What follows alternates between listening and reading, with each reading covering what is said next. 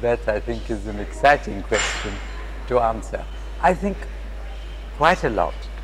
Not the whole, perhaps, but quite a lot in his book. Because it is biographical. And to that extent, I think what we've tried in the book is to have, for once, an art biography on an Indian painter, not just a book where you turn one page after the other and you have nothing more than paintings. This deals with the whole life of the man, his position within, as he grew up, within his society, within the country, outside the country, then back here, so on. I do think that it's a very exotic title. It's an unusual title, and when it was decided that this was to be the title for the book, it was really quite exciting, yes, because it's quite different to usual titles that you have. There is one thing I want to point out. When the painter is really world famous, as if he was a Manet or a Monet or a Picasso, you usually give no title to the book except his name. But in the case of most of us, the trend is to give the name of the painter and a special title. What sort of changes do you see in your recent works from your earlier paintings? You know, in my case, the changes have always been really from the early days of one's painting. They have been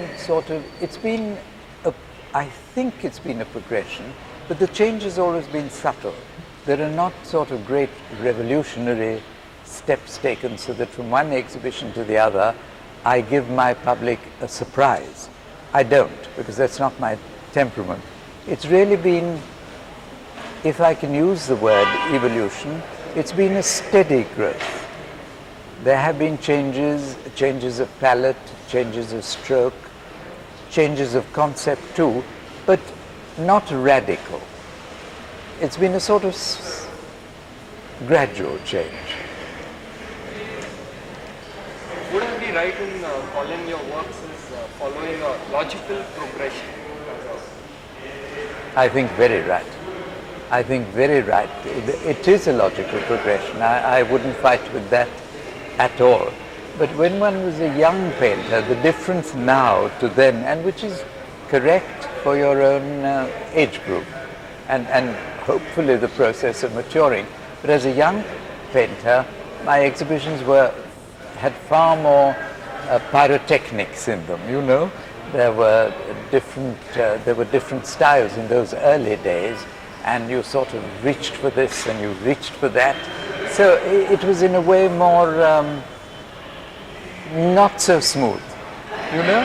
And then, as one has grown and developed, I thought, no, the trend must be, hopefully, the graph should be steady, because I believe very much in a graph in painting, meaning not to give you those ups and downs that you read in heart recordings and things like that, you know, but that the graph should be fairly even within each exhibition. So you move from picture to picture without a jump, and that technically and also via intuition, inspiration, and the actual painting, you don't feel, oh, this one's particularly good, that one's rather weak. I do try and fight that. So to maintain an even graph, it's important, at least for me. How important do you think is it for a painter to have a strong foundation, a technique, as they call it? Do you think it's very important? It's interesting that you have asked me this today, because earlier in the day there was someone else who asked a very similar question, and it happens to be just today. So I'm prepared with my answer for you. I think it's very important. Now, I know that there is a whole trend of young modern painters who don't, and I'm not fighting with them for this, that's their way of looking at it, They do not think fundamentals of learning how to draw. In other words, having a fairly classic or academic background to your work. To me it's important because I've had it, and I think it's a strength, because I think once you, take a figure, a human figure, once you know how to do a human figure, from there you can jump off, you can distort it, you can change it, you can abstract it, you can do many things. But if you do not have that basic foundation, then I personally think you're on weaker ground, and you do it because your fancy takes you that way. But do you really know what you're doing? Or it's a bit of sort of chance and skill and hope that you tumble and fall on the right thing.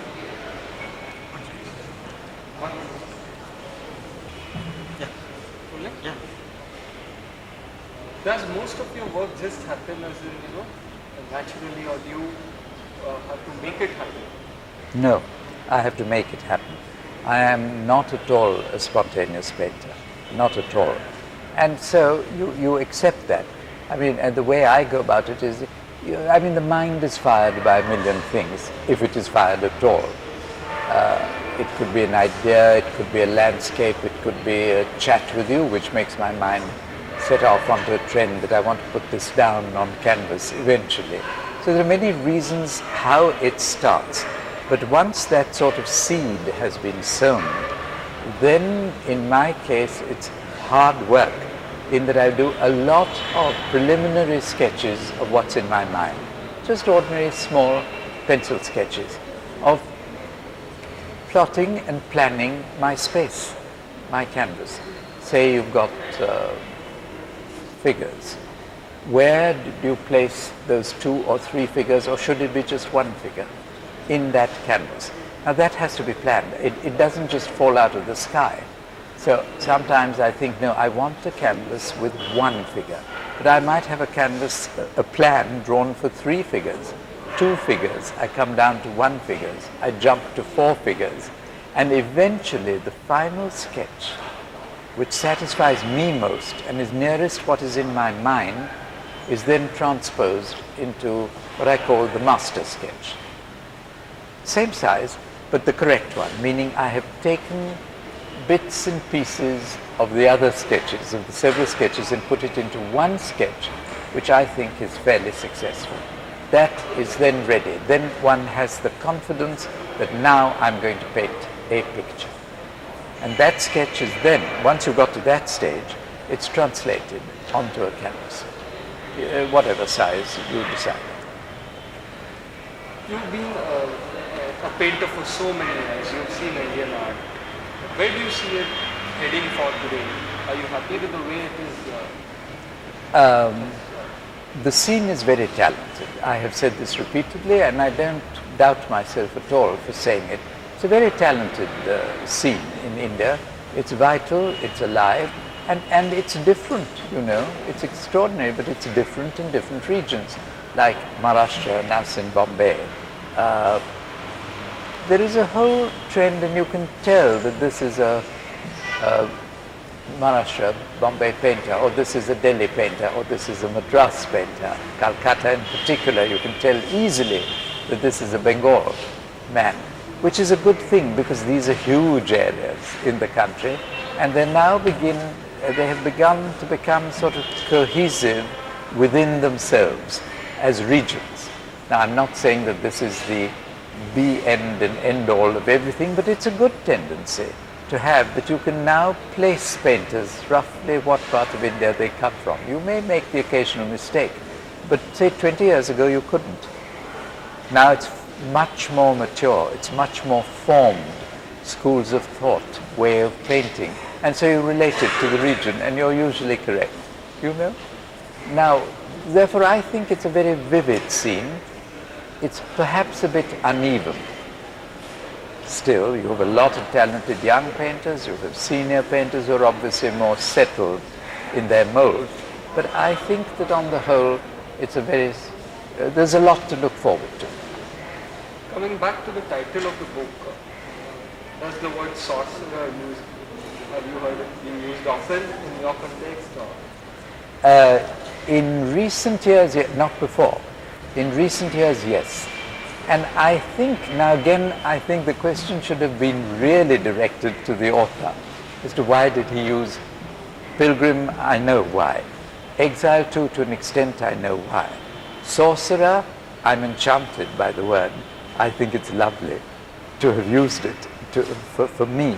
But then that word in his vocabulary, because he has dealt with my work for a long time now, before he wrote this book, he's written articles, essays, he's analyzed my work before, Mr. Ranjit Hoskote, before he actually took on this major task of an essay in the new book, which is over 50,000 words strong, which is quite a big essay. I would like to believe that he's used the word sorcerer because he feels that somewhere along the line the painter is using a certain magic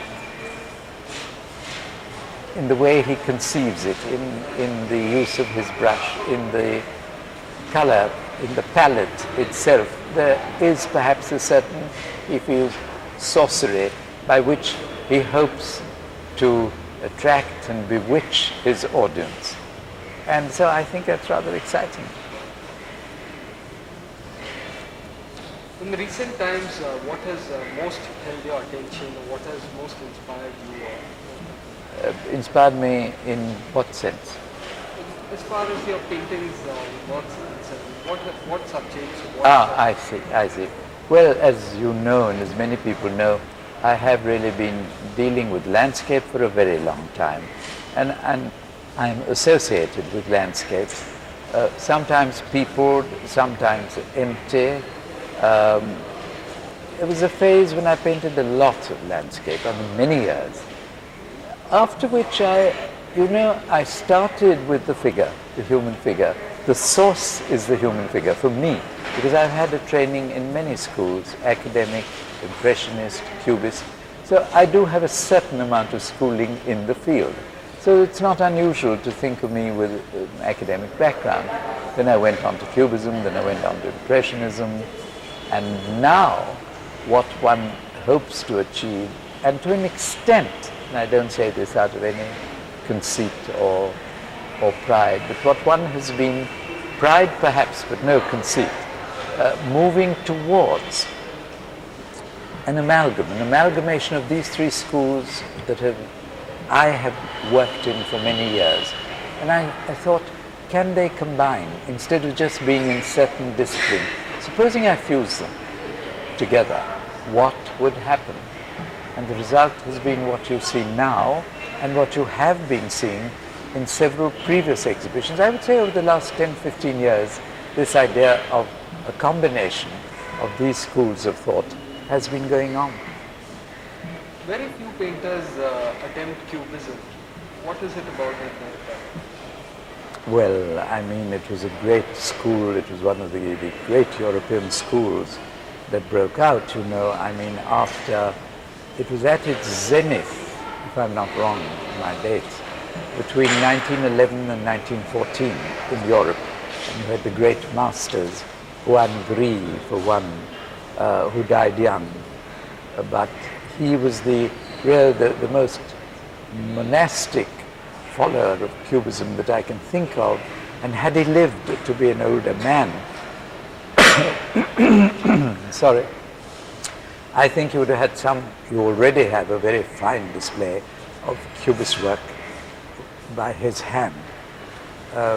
Georges Braque, famous name, Pablo Picasso, world famous, all of them went through and developed the school of cubism further between those years, 1911, 1914, and the sort of spin-over of all that went on till the 20s, when the school was still vigorous and strong, after which it was already developed. And then you get followers. I got to the Cubist school itself just after the last World War in Paris between the years 47 and 51, when I went to André Lotte, to his studio, to learn Cubism, which intrigued me as much as academic painting has done, as much as Impressionist painting has done, but I understood Cubism intellectually. I didn't know how to do it. I mean, I wasn't a practicing Cubist because I didn't know. I'd only read, was very intrigued by these wonderful minds that worked this very special way.